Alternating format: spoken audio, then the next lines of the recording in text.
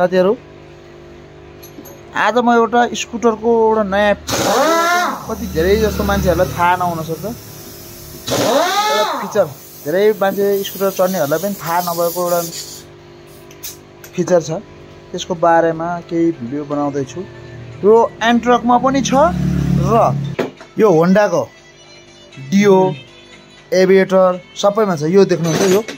यो छ नि यो के हो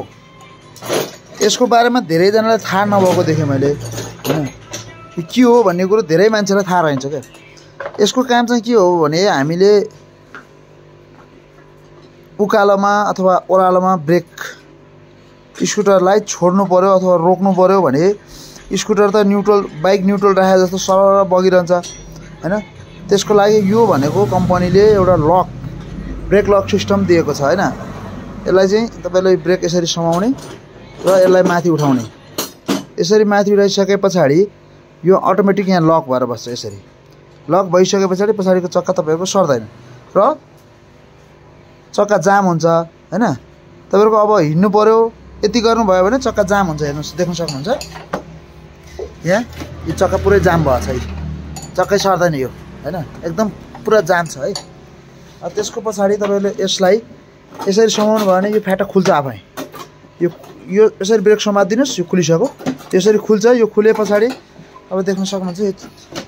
हाम्रो पछाडीको चक्का यसरी फ्री हुन्छ है यसरी फ्री हुन्छ यसको मतलब के हो भने तपाईहरुको चाहिँ हामीले उकालोमा अथवा ओह्रालोमा बाइक रोक्नु पर्यो भनेदेखि यसले चाहिँ ब्रेक लक गर्ने काम पछाडीको चक्कालाई ब्रेक लक गर्ने काम गर्छ र कहिलेकाहीँ बच्चाहरु अगाडि बोकेर हिँड्दाखेरि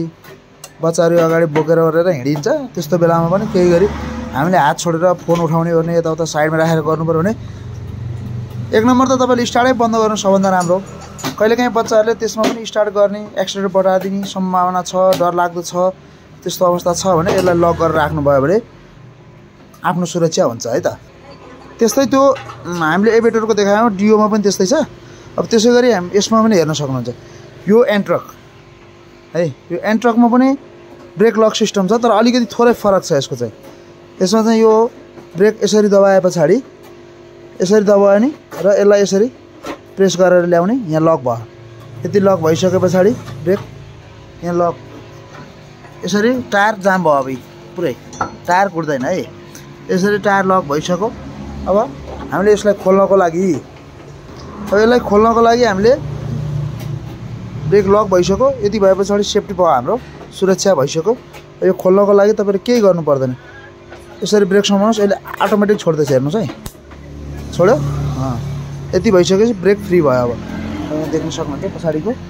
ब्रेक यसरी फ्री भयो है यो फिचर कति जनालाई थाहा थियो कति जनालाई थाहा थिएन है यसको विषयमा पनि कमेन्ट गर्नु होला हजुरहरुलाई यो थाहा थियो कि थिएन यो एन्ट्रकको पनि छ एन्ट्रकमा पनि यो सिस्टम छ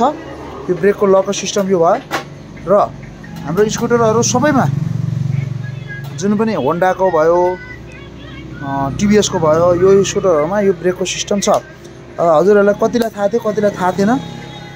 कमेन्ट गर्नु होला है त यस्तै नयाँ भिडियोहरुको लागि यस्तै नयाँ फिचरहरुको लागि हामीलाई सब्स्क्राइब गर्नुहोस् फलो गर्नुहोस् ल सानो एउटा कमेन्ट पनि छोड्ने गर्नुहोस् यो विषयमा कसलाई थाहा थियो थिएन